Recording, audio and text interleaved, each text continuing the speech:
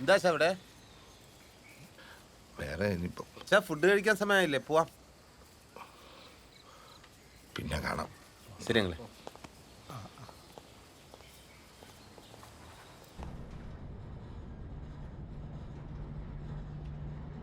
അച്ഛനെന്താ സെക്യൂരിറ്റിക്കാരനോട് സംസാരിച്ചത്? അച്ഛനെന്താ സെക്യൂരിറ്റിക്കാരനോട് സംസാരിച്ചതെന്ന്? പലതും സംസാരിക്കും. അത് നിന്റെ അടുത്ത് പറയണോ?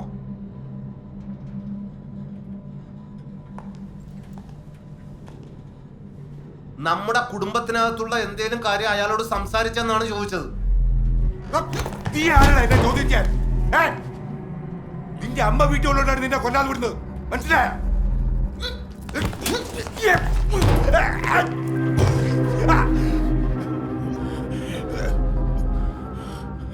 അച്ഛനാണ് ഈ സിറ്റുവേഷൻ ഉണ്ടാക്കിയത്, മനസ്സിലായല്ലോ. എന്നെ കൊണ്ട് ചെയ്യിപ്പിക്കരുതായിരുന്നു.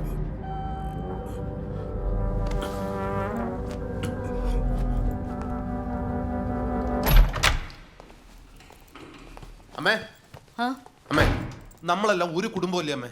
ഒരു ബ്ലഡ് അല്ലേ അമ്മേ? ഇപ്പൊ എന്താ ഉണ്ടായേ? ഈ മനുഷ്യനുണ്ടല്ലോ, നിങ്ങളുടെ ഈ കെട്ടിയവൻ, നമ്മുടെ കുടുംബത്തിനകത്തുള്ള സകല കാര്യങ്ങളും താഴത്തെ ആ സെക്യൂരിറ്റിയോട് വിളമ്പിയിരിക്കുന്നു.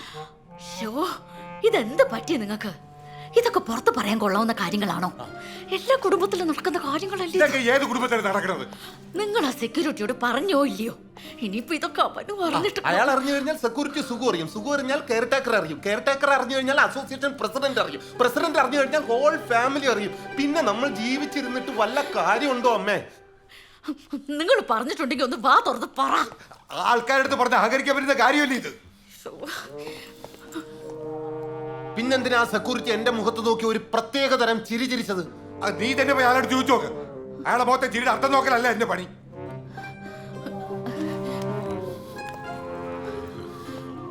എന്ത് പണിയാ നിങ്ങൾ കാണിച്ചു വെച്ചത്? രാമേട്ടാ, സാറേ, ഭക്ഷണം കഴിച്ചായിരുന്നോ? ഇല്ല, കഴിച്ചില്ല. എന്നാ ഇങ്ങ് വായോ, ഇവിടുന്ന് കഴിക്കാം. ആണോ? ആരും കഴിച്ചിട്ടില്ല. ഓക്കെ, വെറൈറ്റി ഫുഡ് ഉണ്ട്.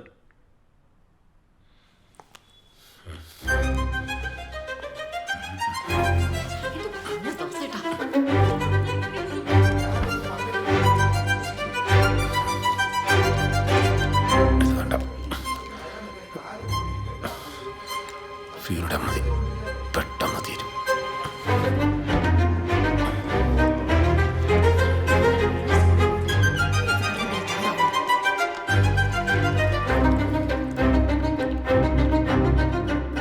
എനിക്കെൻ്റെ ഈ കുടുംബത്ത് നടക്കുന്ന കാര്യങ്ങൾ പുറത്തറിയുന്ന ഇഷ്ടമല്ല. രാമേട്ടൻ ഇവിടെ കിടന്ന് പെടഞ്ഞ് മരിക്കട്ടെ. പിന്നെ അച്ഛൻ അയാളോട് പറഞ്ഞത് പുറത്താരും അറിയില്ലല്ലോ, അതോടെ തീരുമല്ലോ.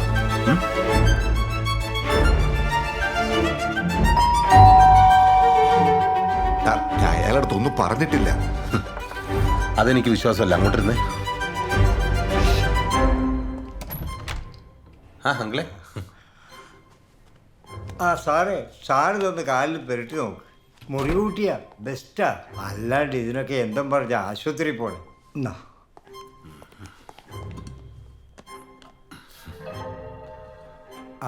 ഫിഷ് മോളിയാ സാറേ? എനിക്ക് തോന്നുന്നു സാറിന്റെ കാലിൽ കടിച്ച തുറപ്പനാന്നാ. എലിശല്യം കൂടുതലാണ്. ഈ വേസ്റ്റൊക്കെ കുന്നുകൂടി കിടക്കുകയാണല്ലോ സാർ. അതുകൊണ്ട് സാറിന് കാര്യം ചെയ്യും, രാത്രി നടക്കാൻ ഇറങ്ങുമ്പോൾ ശ്രദ്ധിച്ചോണം, അല്ലേ കടി ഇനിയും കിട്ടും.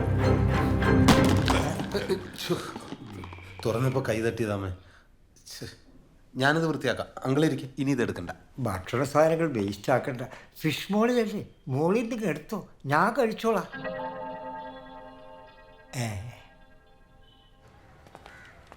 ആഹാ, ഇത്രയും നേരം നോക്കിയിട്ട് ഒരു പോസിറ്റീവ് ന്യൂസ് ഇപ്പോഴാണ്ട്. 60 കഴിഞ്ഞ ദമ്പതികൾക്ക് കുഞ്ഞു പിറന്നു. ഇവിടെ ചെറുപ്പക്കാർ വരെ കുട്ടി ഉണ്ടാവാൻ കഷ്ടപ്പെടുമ്പോഴാണ്.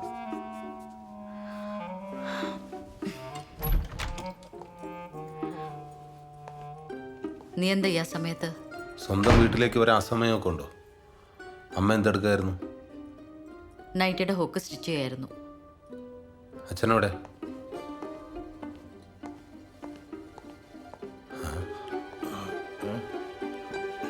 അച്ഛൻ എന്തെടുക്കായിരുന്നു ഇവിടെ? ഞാൻ കിടക്കായിരുന്നു.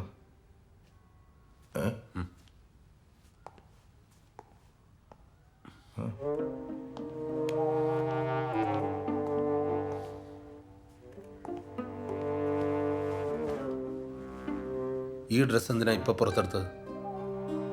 അതിനിപ്പം നിനക്കെന്താ?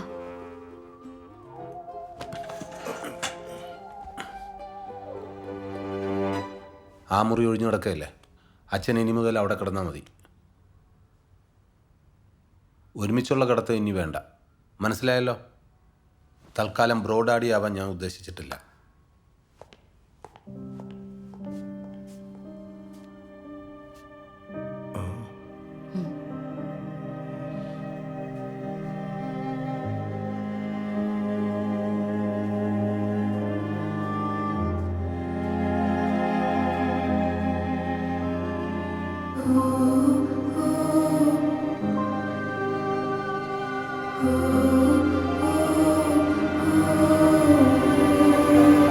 ഇത് ഫസ്റ്റ് ക്യാമറ സാർ, ഇതാണ് സെക്കൻഡ് വരുന്നത്. ഓക്കെ, ആ ഇത് തേർഡ്. ഈ ക്യാം അവിടെ ഒരു വിസിബിലിറ്റി ഉണ്ടല്ലോ ഓ ഫുള്ള് ഗ്യാരണ്ടി ആണ്. ഇതിൽ വോയിസും കിട്ടുമല്ലോ. പിന്നെ മൊബൈൽ എപ്പോൾ ആണെങ്കിൽ നോക്കാലോ. നിങ്ങൾക്ക് ഇൻറ്റീരിയർ ചെയ്യുന്ന ആരെങ്കിലും പരിചയമുണ്ടോ? ഈ വീട് ഫുള്ളായിട്ട് സൗണ്ട് പ്രൂഫ് ആക്കണം. ഫുള്ളോ? ഹോം ഫുള്ള് തിയേറ്റർ ആക്കേണ്ട പരിപാടിയാണോ? അല്ല, എനിക്ക് നോയ്സ് പുറത്തു പോകണം ഇഷ്ടമല്ല. അതിനിവിടെ അധികം നോയ്സ് ഒന്നും ഇല്ലല്ലോ. ഇവിടെ ഇനി ഉണ്ടായിക്കൂടുന്നില്ലല്ലോ. 1 2 3 ആ അങ്ങനെ. ഓക്കെ, അതാ ആ നോക്കാം. ശരി.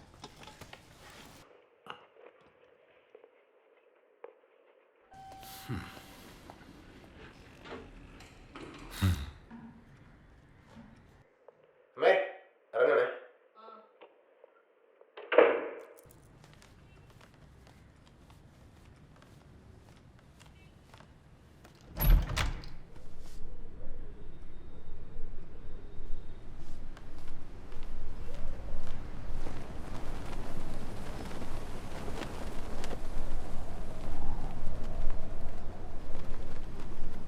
നമുക്ക് അധികാലം ഇങ്ങനെ മുന്നോട്ട് പോകാൻ പറ്റുമെന്ന് തോന്നുന്നില്ല. അവനിൽ നിന്ന് രക്ഷപ്പെടാൻ ഞാൻ പല വഴികളും നോക്കി. പക്ഷെ അതൊക്കെ പിന്നെ നമ്മളെ തന്നെ മനസ്സമാധാനം കളയും. നമ്മളെ മരണം കൊണ്ടല്ലാതെ ഈ പ്രശ്നം തീരില്ല. നിങ്ങൾ എന്തൊക്കെയായി പറയുന്നത് ദാസേട്ടാ? ഞാൻ കുറച്ച് വിഷം മാറ്റി വെച്ചിട്ടുണ്ട്. അത് എ സിക്കകത്ത് വെച്ച് ഓൺ ചെയ്ത് കിടന്നാൽ മതി, പിന്നെ ഉണരില്ല. നമ്മൾ ഒരുമിച്ചുള്ള അവസാനത്തെ കിടത്തം ഞാൻ തീരുമാനിച്ചു. ദാസേട്ടാ,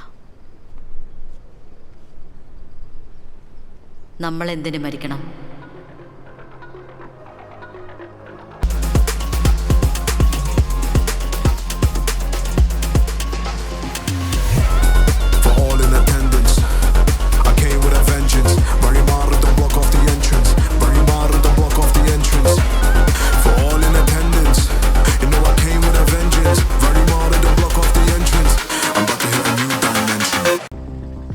ഞങ്ങൾ അവന് വേണ്ടി ഒരുങ്ങിയിരിക്കുകയായിരുന്നു.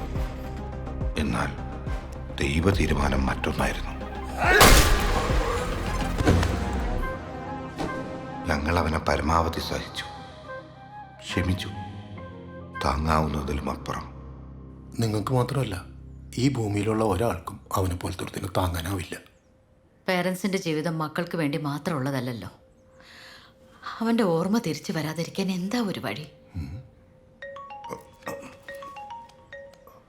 അയ്യോ, രൂപേഷ് ഡോക്ടറാ? സ്പീക്കറിലിട്.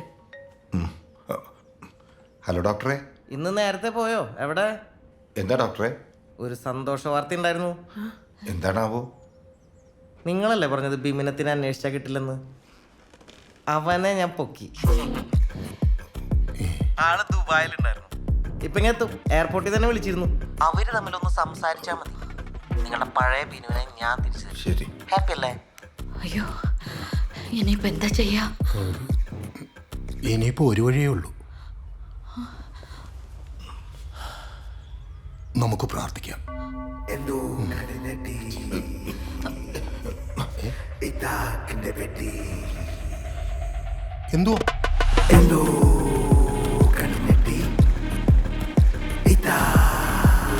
ഈ മരുന്ന് കണ്ടുപിടിച്ച് കഴിഞ്ഞാൽ പിന്നെ ഞാൻ വേറെ ലെവലാണ്.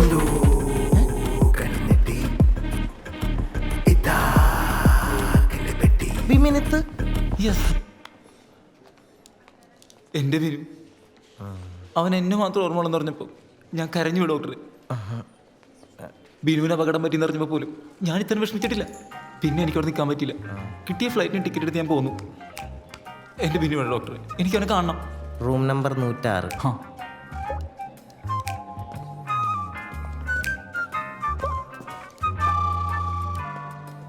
ഡോക്ടറെ, ഈ ഫ്ലൈറ്റിൻ്റെ പൈസ കിട്ടിയായിരിക്കും അല്ലേ? അല്ല, ഡോക്ടറിന് രാവിലെ വിളിച്ച് പെട്ടെന്ന് വരാൻ പറഞ്ഞ കാരണം ഞാൻ ബിസിനസ് ക്ലാസ് ടിക്കറ്റ് എടുത്ത് വന്നിട്ടുള്ളേ. അത് മോശമാവും അല്ലേ? കുറച്ച് മോശമാണ്. വേണ്ട, ഡോക്ടർ ചോദിക്കണ്ട, ഞാൻ ചോദിച്ചോളാം.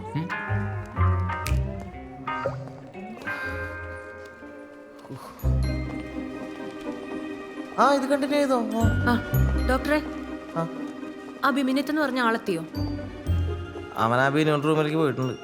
അതെ, വേറൊരു സന്തോഷ വാർത്തയുണ്ട്, പറയാം. ക്യാബിനിലേക്ക് വാ. നിങ്ങൾക്ക് സന്തോഷത്തിൻ്റെ പെരുന്നാളാണല്ലോ. ഡോക്ടറെ, നമ്മൾ പെടുവോ? നമ്മളല്ല, നിങ്ങൾ പെടും. നിങ്ങൾ ഈ വിഷയം എന്നോട് പറയാൻ പോലും പാടില്ലായിരുന്നു. തുറന്നു പറഞ്ഞാലേ പ്രശ്നങ്ങൾക്ക് പരിഹാരം കാണാൻ പറ്റുന്ന ഡോക്ടർ തന്നെയല്ലേ പറഞ്ഞത്? എന്ന് വെച്ച് നിങ്ങളുടെ ഈ പ്രശ്നത്തിന് പരിഹാരം കാണാൻ പറ്റുമെന്ന് എനിക്ക് തോന്നുന്നു. ഈശ്വരാ, അപ്പൊ ഞങ്ങളിപ്പോ എന്ത് ചെയ്യും? നിങ്ങളൊരു കാര്യം ചെയ്യും, നിങ്ങൾ അവിടെ പോയിട്ട് ആ സന്തോഷം എന്താണെന്ന് അറിയും. ശരി, നിങ്ങൾ ഇവിടെ പോയിട്ട് ഈ സന്തോഷം എന്താണെന്ന് നോക്ക്. All the best. ഡോക്ടറെ, ഡോക്ടർ ഇനി പറയൂ, എന്നെ വിടൂ. എൻ്റെ ബിനു, അന്ന് നീ എനിക്ക് കുറച്ച് പൈസ മറിച്ച് തരാമെന്ന് പറഞ്ഞാണല്ലോ നിന്റെ തല കടിയുള്ളു. ശരിക്കും നിന്റെ വയറ്റത്തടിയുണ്ട്. നിനക്ക് കളിയിലുണ്ടായപ്പോൾ ഞാൻ ദുബായിക്ക് പോയി. ആട് ജീവിതം ഒന്നുമല്ല ബിനു, പട്ടി ജീവിതം. എൻ്റെ പട്ടി ജീവിതം. ആള് ഫിസിക്കലി ഓക്കെയാണ്. ഇനിയിപ്പോൾ അവിടെ ഇങ്ങനെ കിടത്തേണ്ട കാര്യമുണ്ടോ? ഡിസ്ചാർജ് ചെയ്യുന്നതല്ലേ നല്ലത്. അയ്യോ, അതല്ല, ഇവിടെയാണെങ്കിൽ നമ്മളെല്ലാവരും സേഫാ. സേഫ് ആയിരുന്നിട്ട് എന്താ കാര്യം? ബിനു ഇമ്പ്രൂവ് ആവണ്ടേ? നീ എനിക്ക് ആ പൈസ സംഘടിപ്പിച്ചു തരണം, പ്ലീസ്. ഇപ്പം ഇങ്ങനെ ഉറങ്ങാറ്? ഉറങ്ങി. അയാൾക്ക് എന്തെങ്കിലും ഓർത്തെടുക്കണമെങ്കിൽ അയാൾ ജനിച്ചു വളർന്ന വീടും പരിസരവും ഒക്കെ കാണുമ്പോഴാണ്. അല്ല ഡോക്ടറെ? പിന്നല്ലാതെ ഞാനിത് ഇവരോട് 100 പ്രാവശ്യം പറഞ്ഞു. അതാണ്. അപ്പം നാളെ എന്തായാലും ഇവിടുന്ന് ഡിസ്ചാർജ് ആവണം. ഓക്കെ, ഇനിയിപ്പോൾ ഇവിടെ കിടന്നിട്ട് ഞാൻ വിനിത്താണ്. ഒന്നുകൂടെ വരൂ, ഒരു കാര്യം പറയാനാ. ആ ബിമിനിത്താണ്. അവൻ ആ ഫ്ലൈറ്റ് ടിക്കറ്റിൻ്റെ കാശൊന്ന് കൊടുക്കണമായിരുന്നു. 1.5 ലക്ഷം രൂപ. 1.5 ലക്ഷം രൂപയാ? എൻ്റെ കയ്യിലൊന്നുമില്ല. അപ്പോൾ നമ്മൾ ഡോക്ടറെ, പുള്ളിക്ക് എന്നെ അങ്ങോട്ട് കിട്ടണല്ലോ. അതാണ് ഇവിടെ പ്രശ്നം, കിട്ടണില്ല. ആണോ? നിങ്ങൾ സംസാരിച്ചിരിക്കുന്ന എനിക്കൊരു കേസ് ഉണ്ട്. ഡോക്ടർ, ഫോട്ടോ കാണണമല്ലോ. കിട്ടി കിട്ടി. ഈ ഒരൊറ്റ ഫോട്ടോ കാണിച്ചു കൊടുത്താൽ മതി. ബിനുവിന് കംപ്ലീറ്റ് കാര്യങ്ങളും കൃത്യമായിട്ട് ഓർമ്മ വരും. എന്തെങ്കിലും കൊടുത്ത് ഒഴിവാക്കാം. മോനെ, എവിടെ? ഈ ഫോട്ടോ എനിക്ക് അയച്ചു തരണേ, ഞാൻ ബിരുവിന് അയച്ചു കൊടുത്തോളാം. പിന്നെ മോൻ്റെ എയർ ടിക്കറ്റ് ഇല്ലേ, അതിൻ്റെ കാശ് ഞാൻ തരാം. തരൂ? ഓ, പിന്നെ ജിപേ ചെയ്ത് തരാം.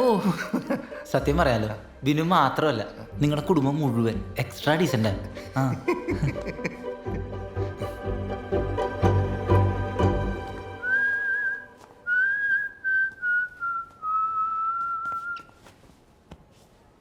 അളിയ, ഇത്രയും ഐക്യവും പൊരുത്തമുള്ളൊരു കുടുംബത്തിൽ ജനിക്കാൻ മാത്രം ഞാൻ എന്ത് പുണ്യ ചെയ്തതെന്ന് എനിക്കറിയില്ല അളിയ. എൻ്റെ അവസ്ഥ അളിയനറിയാലോ. എനിക്ക് പകരമായിട്ട് അച്ഛനും അമ്മയോടൊപ്പം എപ്പോഴും അളിയ ഉണ്ടാവണം. ഞാനിപ്പോൾ എന്ത് പറയാനാ അളി? ഉണ്ടാവില്ലേ? ഉണ്ടാവും. അളിയന് കൃത്യമായ ബോധോദയം ഉണ്ടാകുന്നവരെ ഞാൻ അവരുടെ കൂടെ തന്നെ ഉണ്ടാവും. ഇവിടുന്ന് ഡിസ്ചാർജ് വാങ്ങി എന്നാ വീട്ടിൽ പോകുന്നത്? എനിക്ക് വീട്ടിൽ ചെന്നാൽ കുറച്ചുകൂടി നന്നായിട്ട് ചെയ്യാൻ പറ്റും. എന്ത്? ഈ ജീവിച്ച പരിസരമൊക്കെ കാണുമ്പോൾ ഓർമ്മ വീണ്ടെടുക്കാൻ കൂടുതൽ സഹായിക്കുന്നല്ലേ ഡോക്ടർ പറഞ്ഞത്? അങ്ങനെ പറഞ്ഞോ? അല്ല, ഡിസ്ചാർജ് അല്ലേ? അത് ഞാൻ പറഞ്ഞോളാം, നമുക്കത് ശരിയാക്കാം.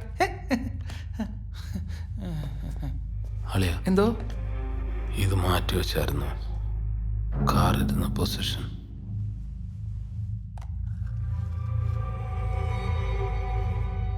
ഇങ്ങനെയല്ലായിരുന്നു. അതങ്ങനെ ആയിരുന്നല്ലോ. അളിയ, അളിയൻ മെനിങ്ങാന്ന് ഈ ഷർട്ടല്ലേ ഇട്ടെ? ആഹാ, ഞാനതേ ഒരു ഡ്രസ്സ് 2 തവണ ഇടാറുണ്ട്, ഒന്നിടവിട്ട് അലക്കാറുള്ളൂ.